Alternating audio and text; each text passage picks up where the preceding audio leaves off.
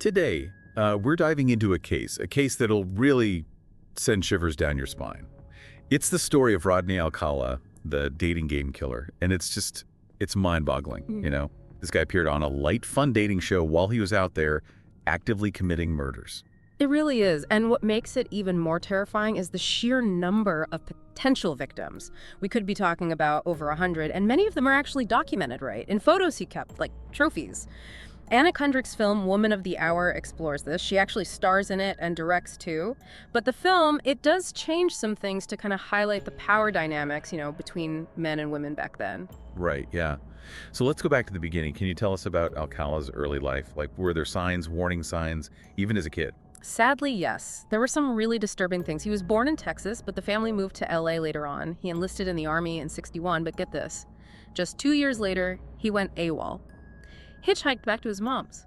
Later, he was diagnosed with antisocial personality disorder. But unfortunately, that didn't really stop him. So the diagnosis, it didn't carry much weight back then.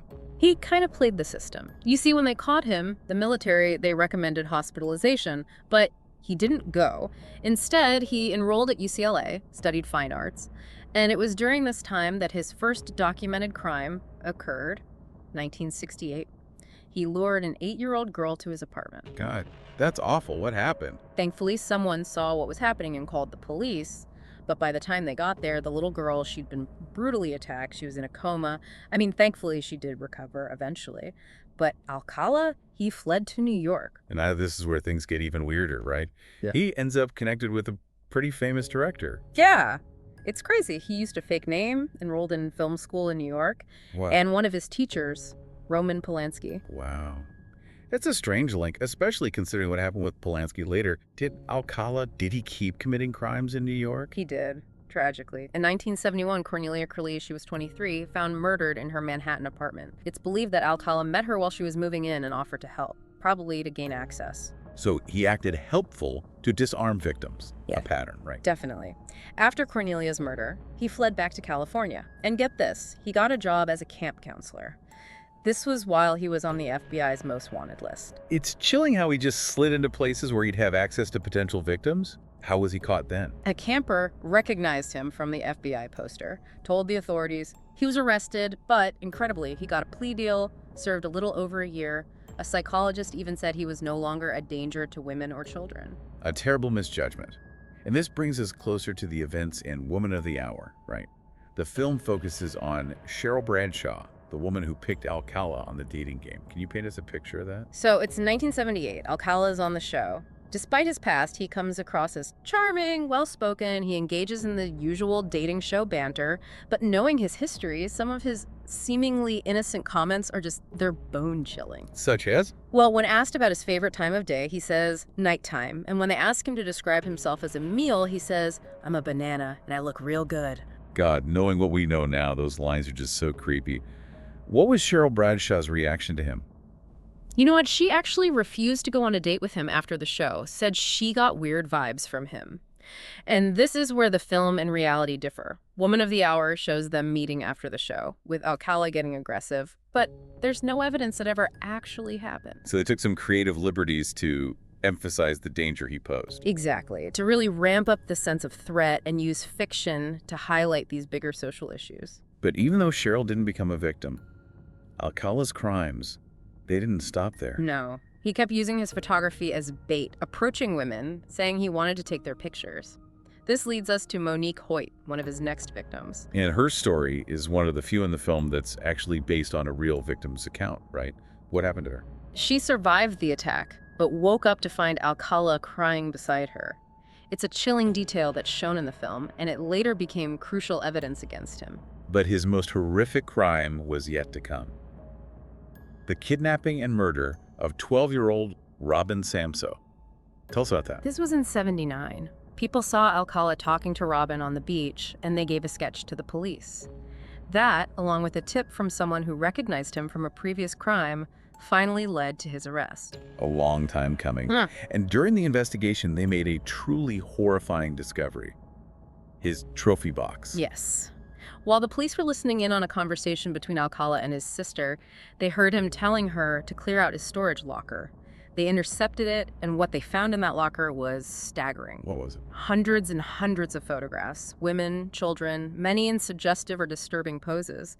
This became known as his trophy box, and it's believed many of those pictures are of his victims. We still don't know the exact number. God, it's a chilling reminder of the scale of his crimes. It really is. The photos have been released, hoping someone might recognize someone, identify more victims.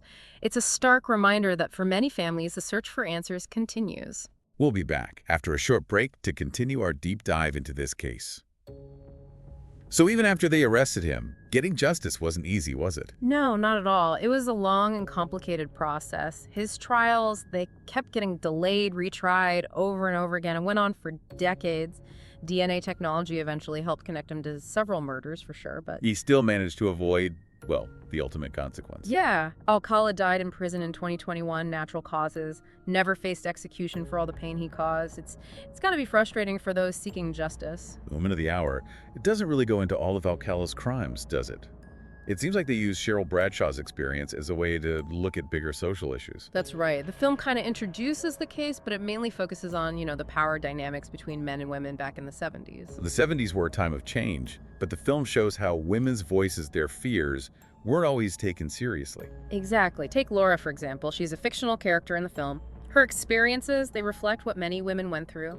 The fear, being dismissed when reporting harassment or assault, it's a theme that, unfortunately, still resonates today. The film, even with the fictional elements, it really highlights how vulnerable women were back then. And even though we've come a long way in addressing violence against women, there's still a long way to go, to make sure their voices are heard and their safety is a priority. Alcala's case, it really exposes this dark side of human nature. It's hard to wrap your head around it. He was on this fun, lighthearted dating show, blending in perfectly, all while hiding this horrifying secret. It's a chilling reminder that evil can be lurking anywhere, even in plain sight. You can't judge a book by its cover. His case, it forces us to really think about how we see other people and to trust our gut when something feels off. It also highlights how important it is to listen to victims, to believe them when they come forward. Absolutely. We need to create a culture where survivors feel safe to share their stories, knowing they'll be heard, they'll be supported. It's crucial. As we go deeper into this case, the film's title, Woman of the Hour, it starts to have a lot of different meanings. What do you think about that title?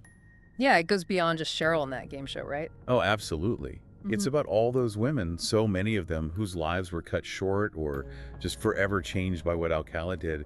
They're the real women of the hour. Their stories, they need to be heard, remembered. And the film, even though it's fictionalized, it shines a light on that bigger tragedy. And it reminds us that back then, women were often silenced, their voices unheard. Exactly. The title, it's almost like taking back that power. Putting women at the center of this story, a story that was dominated by this man's horrific actions.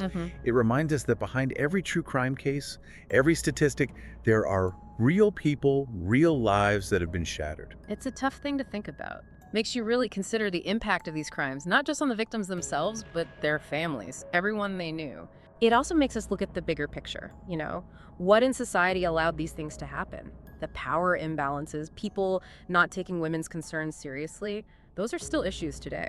Alcala's case, it's a dark part of history, but it's also a wake-up call. What are some of the key things you hope listeners take away from this? Well, first and foremost, we have to remember the victims, their lives, their potential. Everything was taken from them. We honor them by fighting for justice, supporting survivors, and doing everything we can to prevent this from happening again. And how can we do that?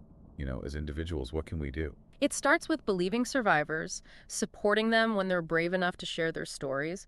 We need to challenge the norms, the things that allow violence and inequality to continue. We have to educate ourselves, educate others about the warning signs and the resources that are out there for people who need help. It's a call to be vigilant, not just for ourselves, but for everyone. To recognize that darkness can exist anywhere, even in the most ordinary places. To speak up when things aren't right and to remember that together, we can make a difference. Alcala's case might be closed, but the fight for justice, for equality, for safety, that never ends. This deep dive, let it be a reminder that we all have a part to play in building a world where these horrible things are a thing of the past, not something we still have to face today. Thank you for guiding us through this case. It's a difficult one, a complex one, and I know it'll stay with our listeners. If you want to learn more, we have resources in the show notes. And as always, be kind to each other, stay informed, and stay safe.